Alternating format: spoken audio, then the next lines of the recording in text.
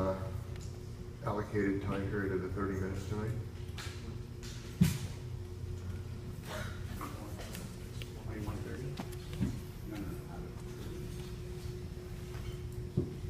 No. 4 minutes and 30 seconds. Is there anyone who didn't use their time that I can have that time? I have time, and you're going to time me out. If there's only 4 minutes left, when am I going to have time to speak?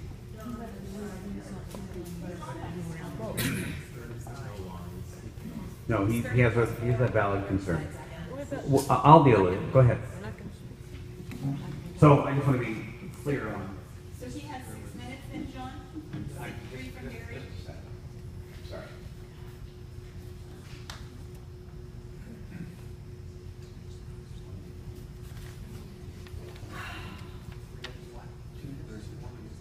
Okay. So you have, so we'll go ahead and add 3 minutes. So you have 7 minutes and 20 seconds. Okay, Wait, now We're not timing you out. But you're not giving him extra time. I'm not giving him any extra time. I'm giving him the time that's been added. I'm not going to answer these questions. Well, clearly, I'm going to give him time because he's the developer, and I'm going to give Mr. McHugh time because he wants to speak. I think that evens it out. So go ahead. thank you. I don't know. Yeah, Mr. President, could you take your seat or stand in the back of the room, please? Yeah, making a film, is that not okay? I'm just asking you, sir, to please do what we've already said at the beginning of the meeting. You're hectoring me, sir, is what you're doing. Go ahead, sir. Good evening, everyone on the Mound Use Council and the Neighborhood Council. I'm Richard Weintraub. I'm so sorry. I'm so sorry. That's okay. Mr. Previn, you can come up and film. As long as you don't disrupt the proceedings. He's not. I just got the word from the city. Right, and I was not, for the record, I was not disrupting the I proceedings. understand. Moving on. Thank you. Is this acceptable? No, if he has to sit in his seat.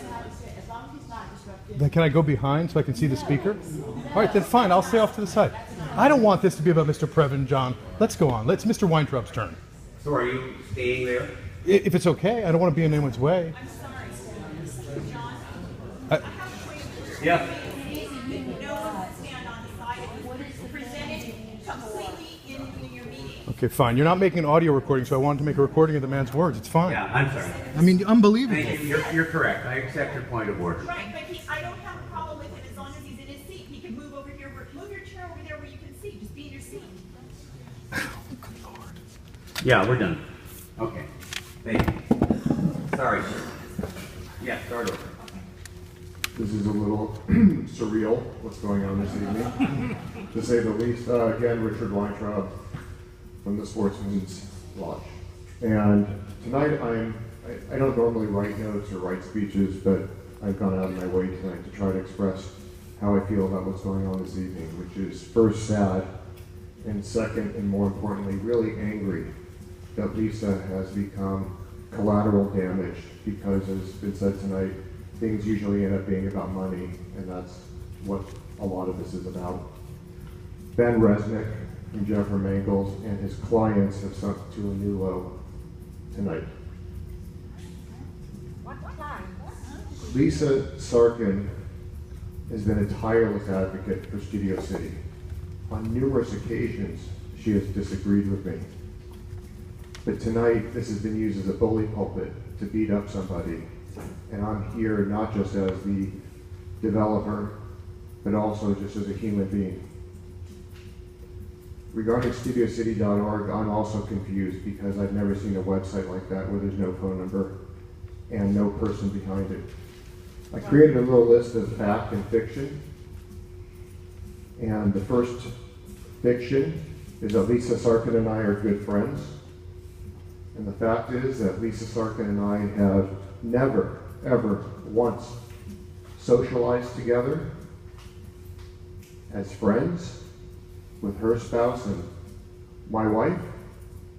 I don't know where she lives, except that it's in Studio City. And it's just completely untrue that we are friends. The second is that Lisa is my lobbyist. Unlike other people who are behind this, Lisa has never asked me for money. Lisa has never asked me for compensation, financial, or any kind whatsoever. Not a scintilla of anything. My lobbyist, as many of you know, who has spoken here on my behalf before, is Aaron Green from the Afriat Consulting Group. And he's here tonight. Another fiction, alcove neighbors Peter Cole and Patrice Berlin are reporting and causing all this out of, quote, concern for the neighborhood. I had multiple meetings.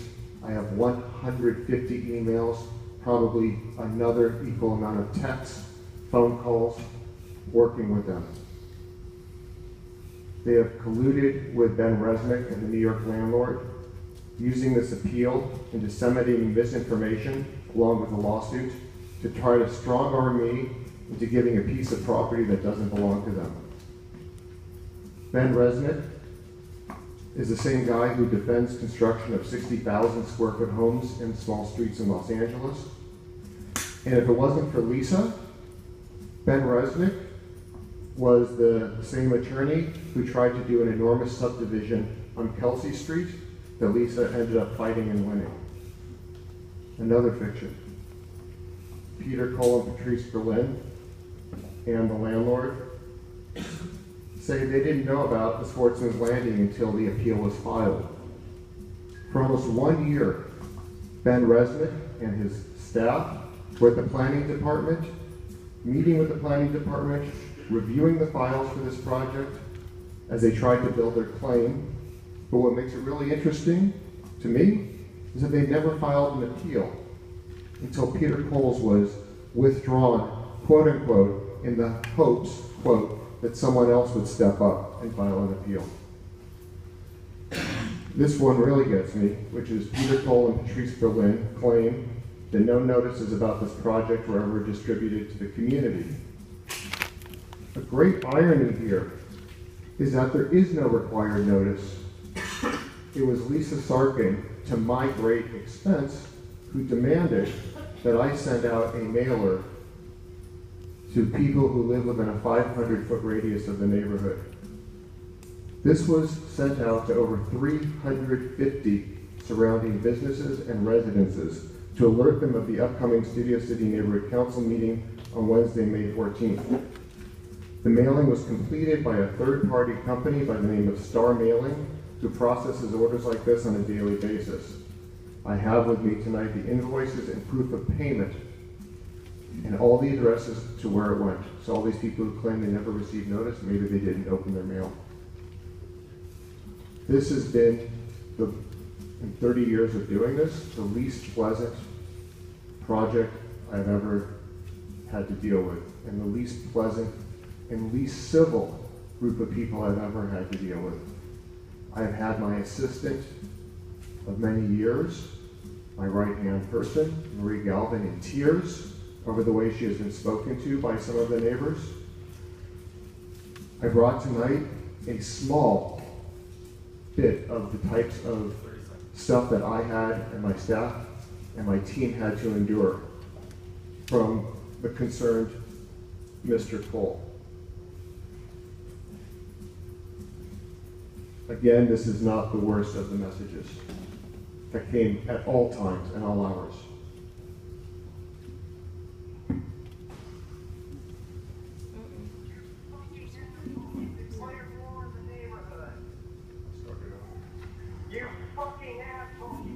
Time, sir. Thank you very much. Thank you. Mr. McHugh, you will be the last speaker.